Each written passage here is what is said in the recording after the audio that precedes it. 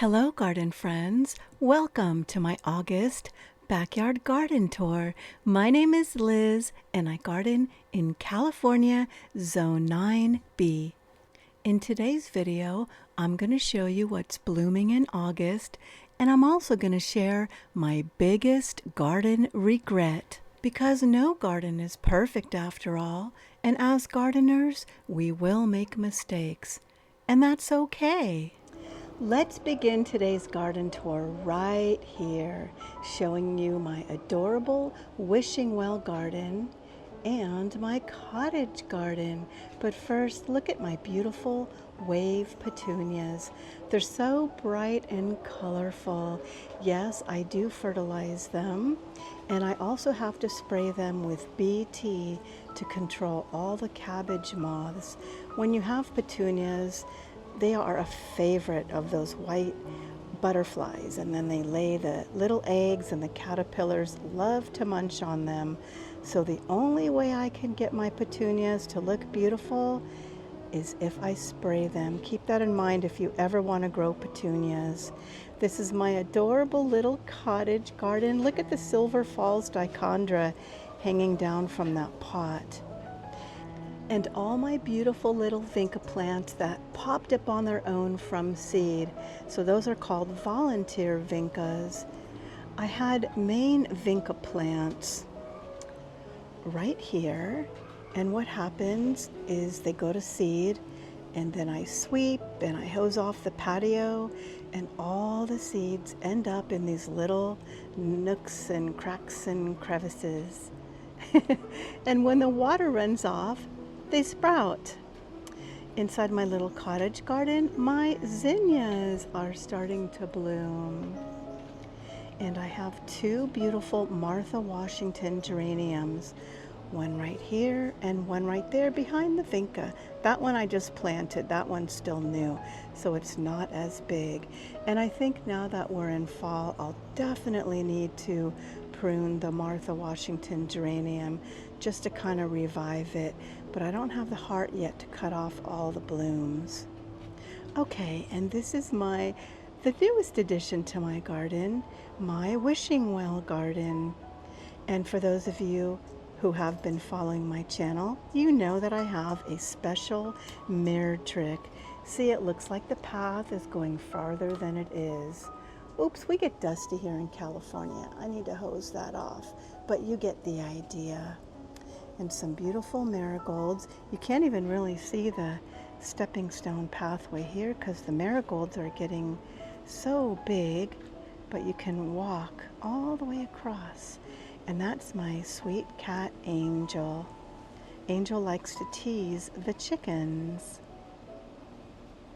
And over there is my bird bath garden with impatiens growing underneath. I definitely have to keep those well watered. So I think when those are done, I'll probably put something else in its place. Because if you've been watching my videos, you know that I'm getting more away from annuals, and I'm starting to get more into perennials. Because I am 60, I'm going to be 64, and my grandchildren live with me, so I'm trying to make my gardening experience less stressful and more manageable.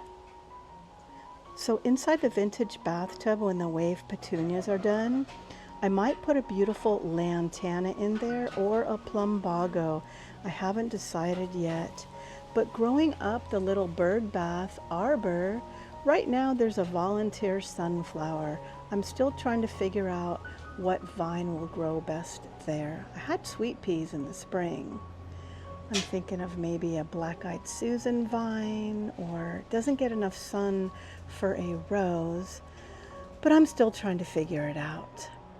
And my vinca inside my center iron plant stand, they're kind of getting a little stressed out from all the heat, although they can tolerate heat. I pruned them back, so that's why you don't see a lot of flowers. I gave them a good haircut, so I'm hoping before the middle of fall hits, those will revive and grow beautiful new blooms. My beautiful Supertunia Vista bubblegum, I would say it's doing pretty good for August. Like I said, it's really hot, but I think it's looking very colorful and vibrant. And this is the second time I pruned it back and gave it a major haircut.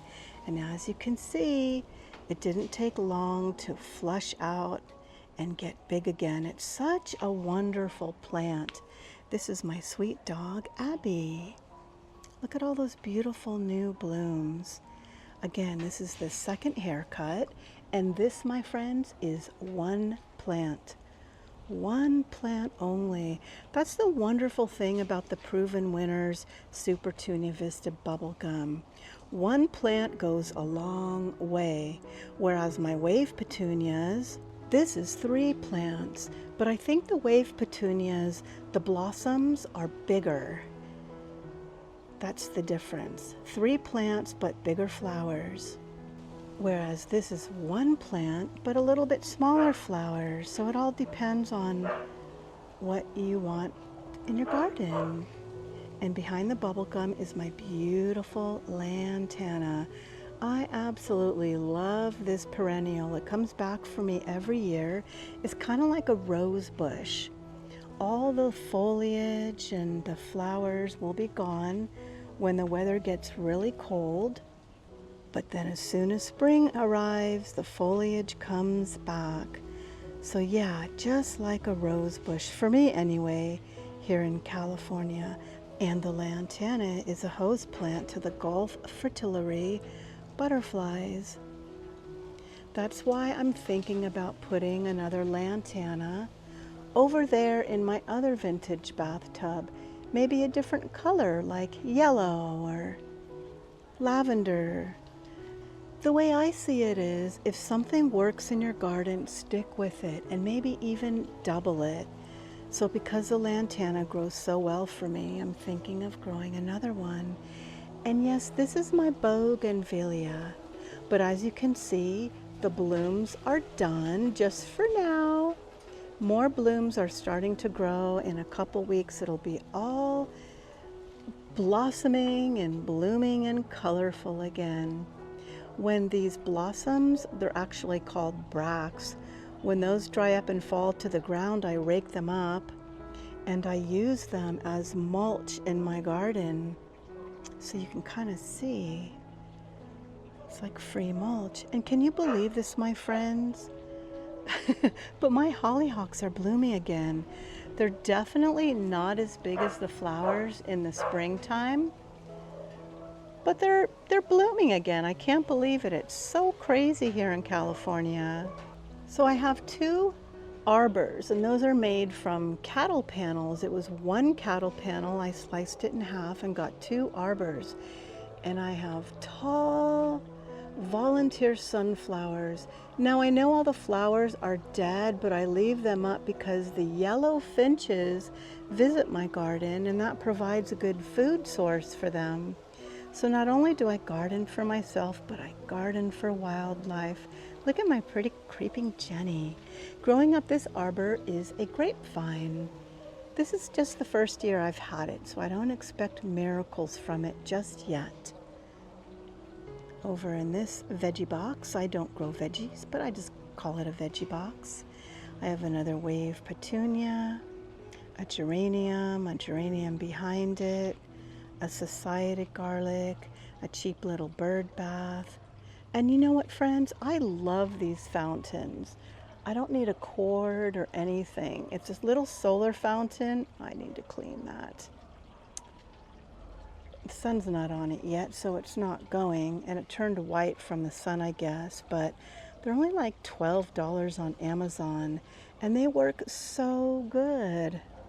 That's what I also have in my bird bath garden.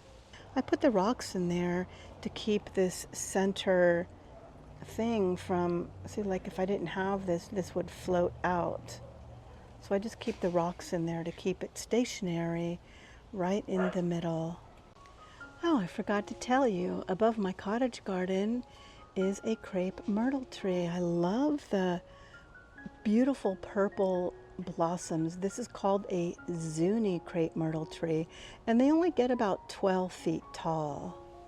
Whereas my white Natchez crepe myrtle tree, this could get 30 feet tall.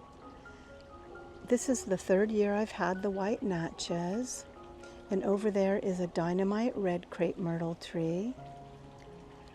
But the white Natchez tree will get so big. And this year I did limit up a little bit just so I could walk under it, and I'm trying to train the tree to grow really, really tall. So I did cut some branches along the trunk just so I could have a bigger crepe myrtle tree. This is a view from my water fountain. I have 3 whiskey barrels, and inside each one I have a miniature rose with strawberries growing underneath. My beautiful Gara, it already flowered, but I'm hoping a few more flowers come out before fall is over. Another Supertunia Vista bubblegum right there. I just pruned it way back, but it's saying I'm not done, I want to bloom more. So this rose is like a orangey yellow color, and this one is purple, and the one over there is yellow. This rose I actually got at a grocery store I used to work at. I bought it for 50 cents. It was probably this tall. It was like one of those little gift plants you get at the floral department in a grocery store. They're always tiny, but did you know that those floral department gift roses and plants, they get big. Just give it time.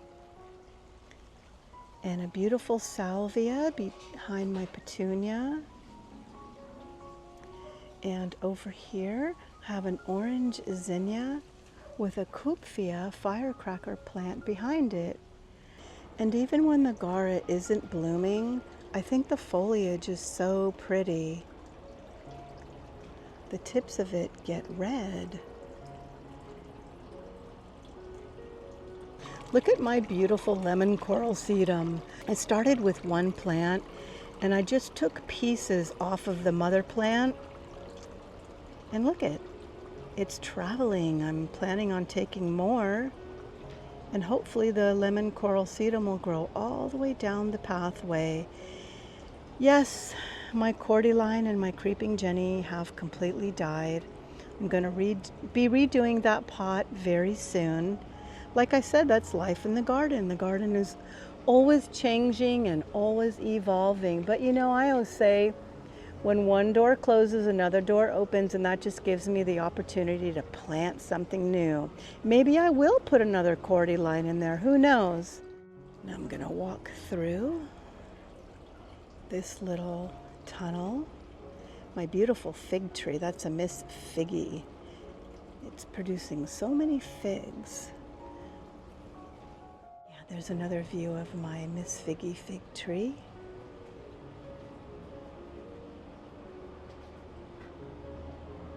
And the other cattle panel archway. Now I'll take you back this way. Here's another one of those miniature roses that I bought for 50 cents. It was probably 5 inches tall. And this fun barrel planter where I'm growing agaves and succulents. Eventually those are going to outgrow this planter. And if you notice, it made a ton of babies. I started off with 2 plants, and there's a baby back there, one here, one there. There's agave babies everywhere. So eventually I will take these out, separate them, and maybe put the 2 big giant agaves underneath of it, or in a pot, or who knows, somewhere else in my garden. Look at those 2 babies it made. These mother plants actually started off that size. I just planted 2 of them, and it reproduced for me. And another one right there. That's why I love succulents so much. And they don't like a lot of water, so that works perfect for me in my California hot and dry garden. Over here is my succulent propagation station. It looks a little messy on the ground because the white Natchez crepe myrtle tree keeps dropping blooms. But that's okay. I just sweep that up and put it in the garden and use it as compost. Growing down this trailing plant is a string of pickles. That does require a little bit more water than the rest of my succulents. I water all the succulents once a week except for the string of pickles and the string of pearls right there. Those do like a little bit more water. And I'm really loving this jade plant. I don't necessarily like the flowers of jade, but they definitely have beautiful leaves all year long. And they're super easy to grow. Look at the beautiful succulents over here in my fairy garden. They almost look like broccoli when they go to seed and bolt. But as you can see, they're making flowers on the end of those stems. The pollinators love the flowers on succulents, and they last a long time. The blooms definitely last. And I have over here a rock purslane behind those. That blooms more so in the spring and early summer. Maybe it'll bloom again in fall, I have no idea, because this is my first year growing them. I'm still learning. Look at how pretty my miniature rose is with the orange zinnias. I love all the colors in my garden, which is why I have so many painted doors. I just thought the doors were much prettier to look at than a fence. And this is a Japanese maple tree. Now, one big regret I have in my garden is planting queen palm trees. I have 4 of them, and the reason why I don't like queen palm trees is because they make these berries and they fall to the ground and they leave a mess. And also the branches die, and I have no way to take those down unless I try to hang on them like I'm Tarzan. But because I don't weigh a ton, I'm not able to break them off. So that's my only regret, is planting the queen palm trees. I probably wouldn't do that again. And I have another queen palm tree over here. And look at all the berries. I really hate this tree. It drops so many berries. Had I known that, I wouldn't have got it. But again, that's how we live and learn in the garden. Gardening is always a learning experience, and I try not to have regrets in the garden. Well, I did say I regret planting that queen palm tree, but I try not to have smaller regrets in the garden because that's how we learn. If we learn from our mistakes, then the mistakes become lessons, unless it's a tree. Then I would have to say that's a pretty big mistake and a hard one to correct. Because in order to correct those queen palm trees, I would have to pay a tree cutting down service, and that could be very, very expensive. So I guess my only regret would be planting those darn queen palm trees.